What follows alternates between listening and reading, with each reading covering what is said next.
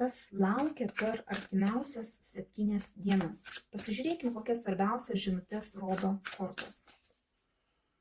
Fonas bendras koks bus, jūsų emocinė būsena kokia bus, jūsų veikla, darbai, mokslai kam. Tiems, kas ieškote darbo, kokia tikimybė rasti darbą. Santykiai. Tiems, kas ieškote naujų pažinčių, kokia tikimybė susipažinti. Tiems, kas porose, koks laikas bus, ką kortos žada.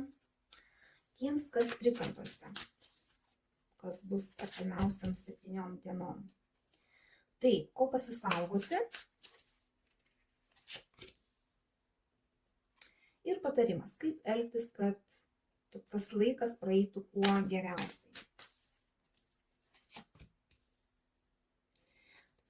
Bendras fonas, monetų septintukas. Gali būti, kad artimiausių laikų būsite nusiteikę taip, lyg tai negautumėt tai, ko tikėjotės. Kažkokia tai tokia nuotaika bus, tokia savijauta bus, lyg tai jūs dėjote kažkokias tai pastangas į kažką tai ir negaunate to, ko tikėjotės. Kad viskas per daug lėtai vyksta, kad galbūt kai kurie jūsų galite netgi dvejoti, tęsti toliau tai, ką pradėjote ir negaunate rezultato tokio, kokio tikėjotės. Ar viską nutraukti ir pradėti kažką tai naujo, arba eiti kažkur tai kitur. Ne? Va tokios emocijos bus, toks nuotaika tokia, toks fonas bus. Emocinė būsena kokia. Čia kaip ir monetų tūzas, duodamas kažkoks tai šansas jums tą savo būseną emocinę kažkaip tai pakelti, galbūt dovanomis kažkokiamis save džiuginti, galbūt kažkokią tai žinutę gausite, kuri jūs nuteiks gerai, bet va tokia emocinė būsena, tarsi jūs lauktumėt kažko tai, kas naujo prasidės jūsų gyvenime, tarsi tokiam laukime būtumėt. Jūsų veikla, kam darbai, kam mokslai, kam kažkas tai, kuo jūs užsiemat. Tai monetų riteris. Čia viską jūs darote palaipsniui, apgalvoję, einate savo tikslo link iš lėto, nuosekliai, bet viskas po truputį gražiai pas jūs čia vyksta. Jeigu dirbate kažkokį tai darbą, tai tiesiog jį darote teisingai, neskubant taip, kad gautumėte patį geriausią rezultatą. Įsigilinat į esmę. Jeigu mokotės irgi, ta prasme, struktūruotai, gražiai einate pirmin. Kad ir ko jūs čia imtumėtės, jūs pasieksite tikslą. Galbūt ne taip greitai, kaip jūs norite, galbūt reikės truputį palaukti, nes ne taip greitai viskas vyksta, galbūt kaip jūs tikitės, bet rezultatas bus. Ir finansai bus neblogi, jūs turite galimybę užsidirbti tiems, kas dirbate. Čia vis dėlto monetos, tai yra tai, kas apčiuopiama. Tiems, kas ieškote darbo, kokia tikimybė surasti, tai jėgos arkanas, iš tikrųjų jūs jau nemažai padarėte, kad darbą rastumėt, bet dar reikia truputį įdėti pastangų. Energijos jūs turite, tiesiog reikia galbūt kryptis kažkokias tai pakeisti, galbūt kažkurioje tai vietoje save suvaldyti, galbūt netgi noras yra kažkur tai į vieną vietą eiti, gauti darbą kažkokį tai. Pabandykit galbūt kažkur tai dar eiti į kažkokią kitą poziciją, nes dar reikia truputį pasistengti, kad darbas atsirastų, bet šansai surasti darbą tokį, kokį jūs norite, yra gana neblogi. Santykiams. Tiems, kas ieškote naujų pažinčių, kardų karalius, iš principo pažintys gali būti su protingu, tokiu vyriškiu, kuris labai įdomus, apsiskaitęs, apsišvietęs, su kuriuo labai galima gerai praleisti laiką. Gali jisai būti toksai truputį šaltokas, neprisileisti prie savęs per arti, bet bendrauti su juo bus labai įdomu, ir pažintys tokios galimos. Naujos mergaitėms, susipažinti galite. Vyrukai, tai jūs patys sėdit kažkaip tai atsiriboję nuo bendravimo ir dėliojatės.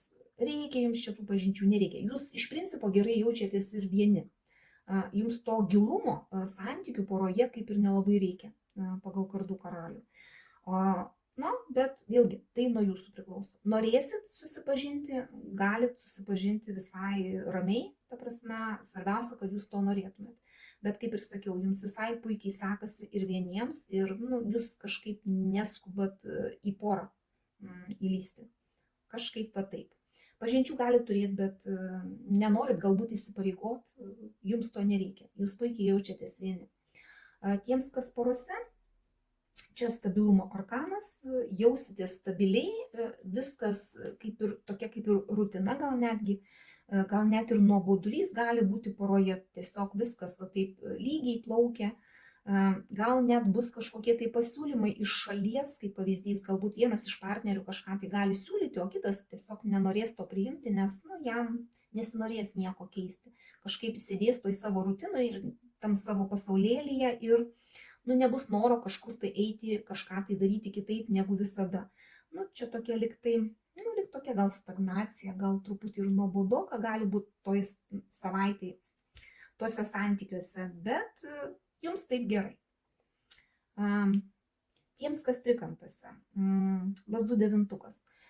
Čia tokių yra baimių, tuose trikampiuose tiems, kas esate, kad nesikartotų kažkas tai, kas jūsų gyvenime jau buvo. Bijote, kad neprisidarytumėt savo skausmo vėl kažkokio tai, galbūt negaunate to, ko tikėtis iš tų santykių trikampiuose. Galbūt kažkiek tai įdėjote į tuos santykius ir nesulaukėte grąžos. Ta prasme, negaunate to, ko tikėjotės. Ir čia dar net irgi toksai saugumo jausmas įsijungia. Jūs tarsi visą laiką pasiruošęs gintis šitoj situacijai. Taip, tokia, nors šansų gali būti, galbūt ir jaučiate, kad kažką tai norėtumėt gauti savo gyvenime, kažką tai daugiau, bet neprisileidžiat per arti. Tiesiog tokia būsena ateinančiomis 7 dienomis, 10 dienų gali būti per artimiausią laiką. Toliau žiūrime. Ko pasisaugoti? Žynės arkanas. Čia reikėtų saugotis paslapčių, to tokio pasyvumo, kad neišlystų kažkas tai, kad kažkur tai kažkas yra nutylima nuo jūsų, yra slepiama galbūt ir reikėtų to pasisaugoti. Ir patys turėtumėt nelysti į pletkus. Jeigu ten atsidurėt kažkokioj tai situacijoje, neklausyti pletkų, patys nesėdėti ir nepletkavot. Čia labai svarbu. Jeigu turite kažkokią tai informaciją, turėtumėt nesidalinti ją. Pasisaugoti to, kad per pletkus, per kažkokią tai informaciją, kad neprisidarytumėt savo kažkokių tai bėdelių. Ir šiaip aplink jūs gali būti kažkokios tai paslaptis, tai turėtumėt būti akylesni, kad tos paslaptis tiesiog išlindusios nepridarytų jums problemų. Arba būkit nusiteikę, kad gali kažkas tai išlysti. Ir tiesiog nusistatykit save, kad galit kažką tai tokio išgirsti, kas gali būti nebūtinai malonu. Jeigu yra saugoma, jeigu tai yra paslaptis, tai dažniausiai būna nemalonus dalykai. Ir patarimas, kaip elgtis. Lazdų 3. Bendradarbiaukit, dirbkit, planus kurkit kažkokius tai. Tuo labiau, kad čia toks fonas bus, kai jūs negaunat to, ko norite, to, ko tikitės, kad jums reikia kantrybės.